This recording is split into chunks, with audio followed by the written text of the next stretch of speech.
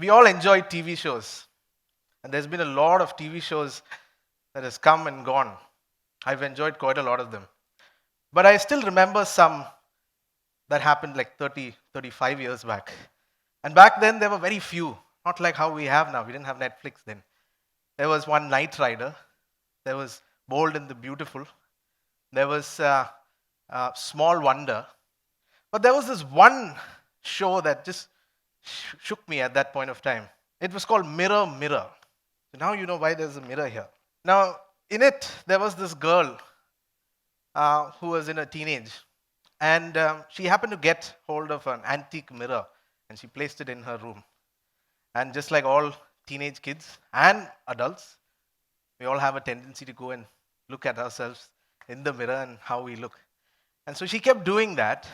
And then one fine day, she found out that the background in her mirror was not her room anymore. And she got very curious. And very interestingly, she found out that there was another person also in the mirror, but it was not her reflection.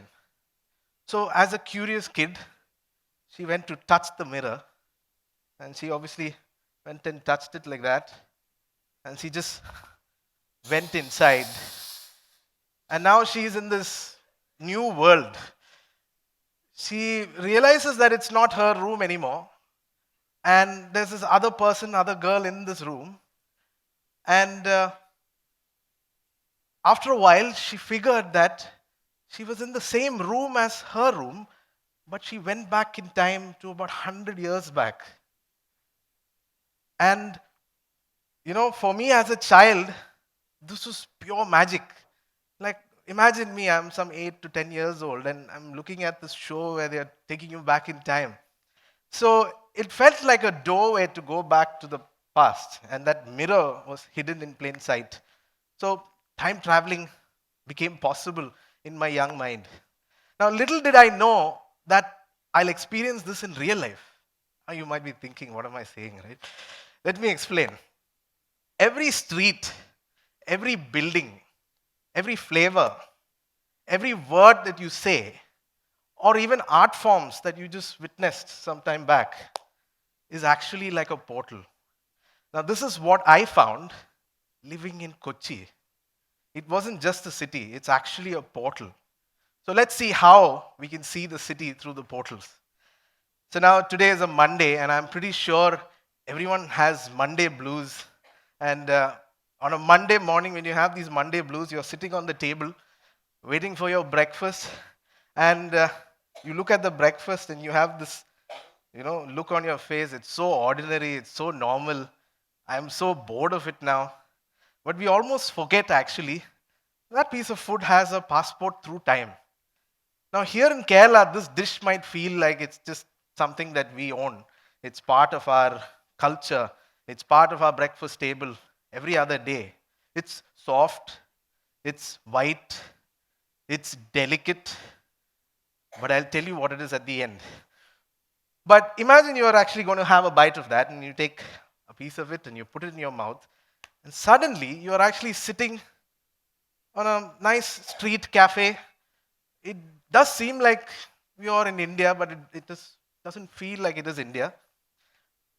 And then you're like shocked about what are you doing? So you take another bite, and suddenly you are transported to another place where you have tall, high rises and skyscrapers, and you're sitting in a cafe there and eating this food. Again, you take a third bite, and you're in this quaint village, a European village, and you're like wondering what just happened. Now, very interestingly, what you were eating was actually idiyappam. Nool parota is or string hoppers at the English men would say. The same idea is reimagined in Sri Lanka when the first bite. It's reimagined in Malaysia where they have the same dish. And it's also reimagined in Italy as spaghetti. So you look at it, have you ever seen food and have you ever time traveled through food? Now actually wait till the time you hear the story of the parota, maybe on another date. But the next time, maybe you're in New York in a fancy cafe and you're having a pulled jackfruit vegan burger, remember the word jack is the chakka in Malayalam. Did you know that?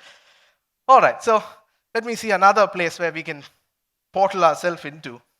If food can take us through time, then there's more that can take us. Now, we all know what a Taravada is. You know, this Amrita campus has all these red tiled roofs. It resembles an old Taravada, a traditional Kerala house. And it's got these red tiled roofs, and many Taravads have a open courtyard and laterite walls, that can breathe in the monsoon. It's so familiar. We are very familiar with it. It's rooted in our culture. But then, my hometown, where I come from, you're not actually sitting in Kerala anymore. Here's the magic. Imagine yourself seated in a cafe in Fort Kochi, and the sunlight is actually flowing through a large janala through which it falls onto your mesa, and you are sitting on a kasera waiting for centuries of conversation. What happened just now? It's not Kerala anymore, right? If you realized, the East and the West just seamlessly merged in my last line. Our words and walls, they whisper our many languages. If you go to Fort Kochi, you start to hear Portuguese. And all those words that I mentioned were actually Portuguese, not Malayalam. Let's see in another angle. Imagine this. Again, I'll take you back to Fort Kochi because that's my hometown. I know a lot about it. So a cool December night, you would imagine, the air is heavy with the smell of the sea. And there's this crowd that is gathered in front of my house. It was Christmas, so it's very celebratory. There's a lot of festive. And now you might be thinking what it was. What are these people gathering? And you have an idea, a vague idea of what it is, but it's not that. There were these men who were dressed up like Roman soldiers. And they had these breastplates and helmets and swords. They stomped their feet in rhythm, and it goes like boom, boom, boom. There are drums in the background. This was not Christmas caroling. It was something which came in the last 10 years, maybe. This is a theater form that is actually formed in Kochi, if you realize. It looks Indian. It's got movements like Kalaripayattu and, Kathakali and all that. But if you listen carefully to the sounds, it's actually European opera. If you go to Europe, you'll get to witness opera. The singing and the drama that happens in that is actually a performance. It's actually called stomping drama. Have you heard of it? In other words, it's Chavittu Nadagam. It came from the outside and it merged, and when they collided, it became an art form, and it started in Fort Kochi. Okay, maybe sticking on to art itself, I'm a heritage lover, so the first thing that I did when I came to Fort Kochi was to visit many of these heritage structures, and I went to this palace, which was called Dutch Palace. That's very interesting. The Dutch Palace was built by the Portuguese for the king of Kochi. And just next to it, you have a Jewish synagogue which has Chinese tiles in it. Now you just picturize whatever I just said now, if you haven't been there. Now, as soon as you enter the Matanchiri Palace, there's this room where they take the tickets, and then you enter, and then suddenly you're in front of this big wall, and it continues for a couple of rooms. And you're not just looking at a random wall of some random house. You're looking at paintings, mural paintings that has existed for hundreds of years. And it has gods on it, it has battles on it, it has lovers on it, it has dancers on it, and it's painted with natural dyes made from stone, from leaves, from earth, colors that has lasted for centuries. Now, in that moment when I saw that, I thought, okay, this is not just Kerala. Because again, if you look deeper, you can actually see the same in Italy, in the frescoes that they paint in churches. If you go to Asia, you go to these Buddhist countries, you see Tanka paintings that are painted by these Buddhist monks. They're actually everywhere. So humans wanted to leave behind a story. Before books and long speeches like what I'm doing right now, they left stories on ink, on walls around them. And they did it here in Kochi too. Now what is interesting is that you don't get access to it, but there are also nude paintings in the Matanchiri Palace. If ever you get access, try to go see it. Let's see something that we are all familiar with.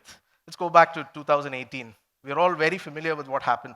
The waters were rising, the streets started to disappear, the sound of rain was just everywhere. For a while, we thought it was the end of the world. It was the end of Kerala or Kochi. The homes were gone, roads gone, lives got disrupted. But in the middle of that chaos, you actually saw it and you felt it, and maybe you were also in it. Neighbors started rescuing neighbors. Strangers became like family. Communities were holding on to each other. But it was not for the first time, actually. So if you go back to about 700 years, the monsoon clouds were the same. It was darker than anyone could remember, and rivers were swelling, and the rain didn't stop for many weeks. And then disaster struck the city. An ancient city that is nowhere now disappeared. It was called Muziris. It was the jewel of the spice trade. It was the epicenter or the emporium of the world, and it disappeared forever. So you might think that for the people there, it must have felt like the end of the world, like there was no coming back. But actually, it carved out something new. Suddenly, you have Jewish merchants going into a new place. You had Arab traders moving into this new place. You had Chinese treasure ships, 200, 300 of them coming to this new place. Then Vasco da Gama came to this place. The Dutch came, the British came. But that was not all. There was the Gujaratis, there was the Konkanis, there was the Kachis, the Tulu, the Tamil. The list just goes on to about 30 of them.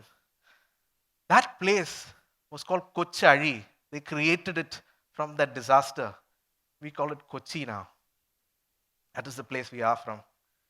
So, 2018 showed us that something feels like an ending. It is not actually. It is the real. It's really the beginning of a new story that we can create for ourselves, and that is what all those groups of people did.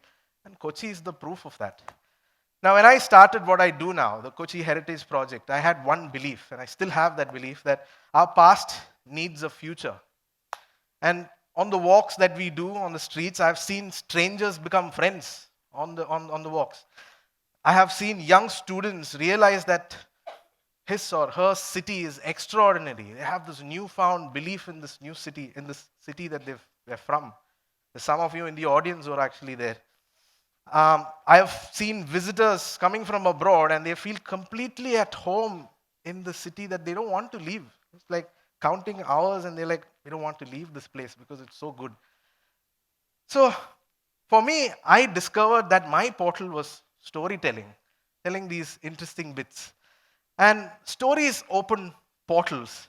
And once you step through it, like I did earlier, you're never really the same again. I've been doing it for 8 years now, and it has changed me. It's brought me on this red dot here. So when I think about watching that show, Mirror, Mirror, as I said in the beginning, as a small, curious kid, I thought portals existed only in fantasy. It was something that you see in movies and TV shows. But in reality, Kochi is a portal. So we saw it through food, we saw it through the architecture, we saw it through the theater that I mentioned, we saw it through art and through history. And storytelling is the key that unlocks all of this. Now, we all imagine heritage as something that should be locked up in a glass box in some museum somewhere. That is not how heritage is. It is what we walk through every day. Like I said, the streets, the walls, the stories in our food, in our grandmother's recipe. And it is what connects us as people. The moments and the choices that we took, it shapes us.